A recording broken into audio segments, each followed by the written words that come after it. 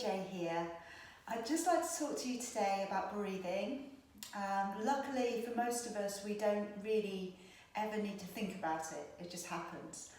If you've been a little bit poorly, sometimes you may have a tighter chest and you may start to struggle to breathe a little.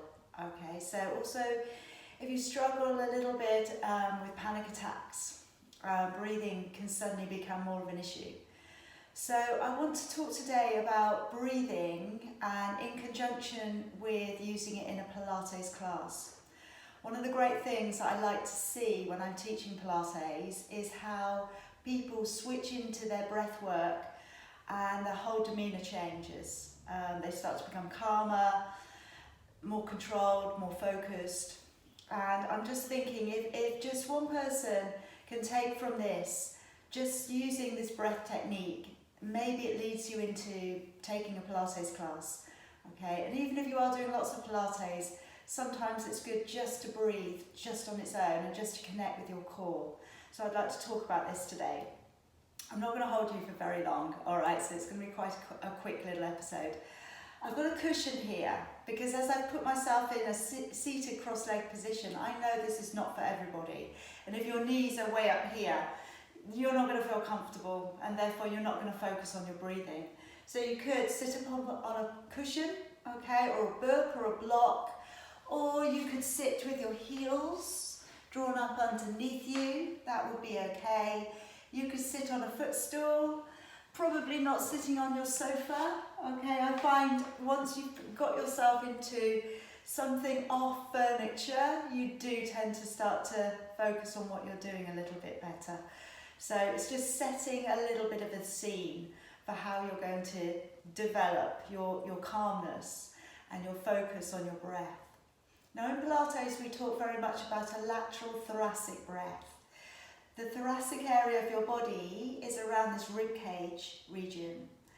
And this is obviously where your lungs are housed within your rib cage. And we look to try and let the ribs widen. So with a lateral breath, we look to try and let the ribs move out to the side. Now in turn in Pilates, we look to try and do this to keep the stomach calm and flat. That might not happen straight away. Don't worry, there's nothing wrong with you. Just thinking about how you're breathing into a different area of the body. And to begin with, sometimes people breathe 100%. They really try and inflate their lungs and start to feel dizzy. Okay, so if that happens, please don't worry. Slow it down a little bit. Maybe you're going a little bit too high into the breath region. So I'm going to get you to place your hands just around your rib cage. Okay, you can either have your palms facing in, or sometimes it's quite nice to have your knuckles just facing into the side of your ribs. And as you breathe in, letting your rib cage just gently widen, you're breathing in through your nose. And then breathing out through your mouth. And then again, as you breathe in through your nose, just try and gently feel your rib cage widening. And then breathing out through your mouth as if you're blowing out a candle. So you have a little energy to the out breath. And again, as you breathe in, the rib cage widens.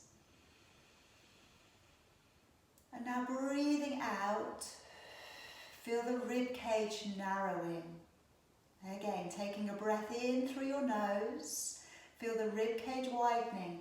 And think about it widening to the side and the back of the body.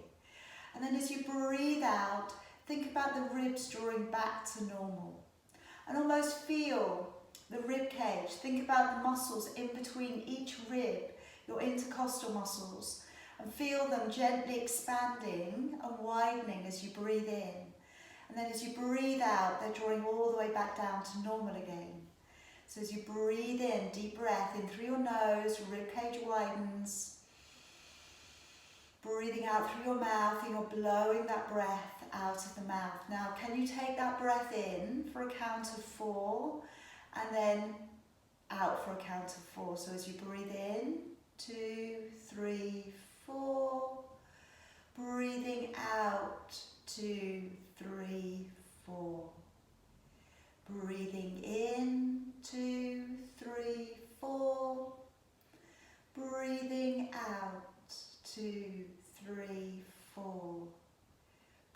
Breathing in, 2, 3, 4. Breathing out, 2, 3, 4.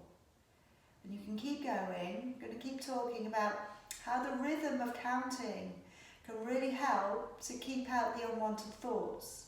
So if you have a mind that's very reluctant to come into focusing on what you're doing, maybe counting is your way forwards to think about how that breath is coming in and out. And after a while, your body will automatically do this. It will automatically take that breath in deeper and let it out slower. One thing we can also think about is just using alternating sides of the lung space. So as you breathe in, maybe take a couple of breaths just into the right side of your body. So as you breathe in, try and just breathe into the right nostril and the right lung space. You'll be using both together, but see if you can make the difference just in one side of the body. And then after you've done a couple of breaths on one side, see if you can change it over. Maybe you take the breath in, just thinking about that left nostril, and as you breathe in, just that left lung space, just widening out to the side. And then after you've done that a couple of times, maybe you come back into breathing even deeper and letting both sides of the rib cage widen even more fully. Now the second part we're looking at is the core. So when we work into Pilates, we're looking to encourage the core centre of your body to be a little bit stronger. And we use this with our breath technique. Thinking about the core, we're talking of the pelvic floor linked up to the transverse abdominis muscle, and this is like a corset muscle that sits around the middle of your body, roughly third layer of abdominal muscle in. So if you think you have the surface muscles, which would be your six-pack muscles, you'd have your oblique muscles, external and oblique, and they cross in around the middle of your body, and underneath that you have your core, your transverse abdominis muscle. So it's linking around from the back of your body, comes all the way around to the front, links up to the bottom rib and to the crest of your pelvis.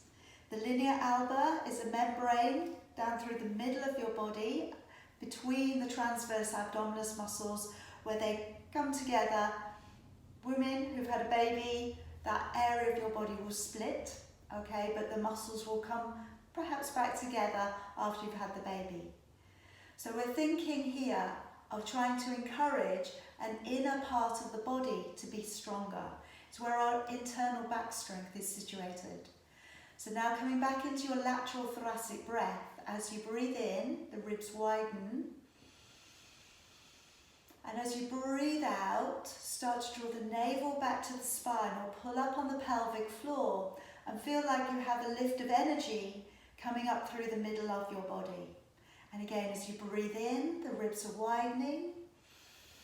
And as you breathe out, we're drawing the navel to the spine and we're drawing up through the midline of your body. So I'm talking about this in a seated position. This is what, without us going onto the floor for our preparation of our body's position. We'll cover that in a Pilates class completely. But it's just, again, just to touch on the areas that sometimes we set off in a program like Pilates and we don't always think of the benefits of the smaller, more basic parts of the practice. And that's the breath technique and the connection of the core. There's lots of benefits that you're going to get from all of the movements, the stretch element, strength element. But fundamentally, if you're not breathing and if we're not connecting with the core, it's just a sequence of exercises and it's not necessarily the Pilates technique. So just spending a little bit of time focusing on that. I will always do that at the beginning of your class, but just doing it on its own can have great benefits. Just to really, again, maybe set it up for when you're working in other training aspects, swimming, running, walking, anything. Get that breath control working and that can give you back that element of control. Thank you for watching.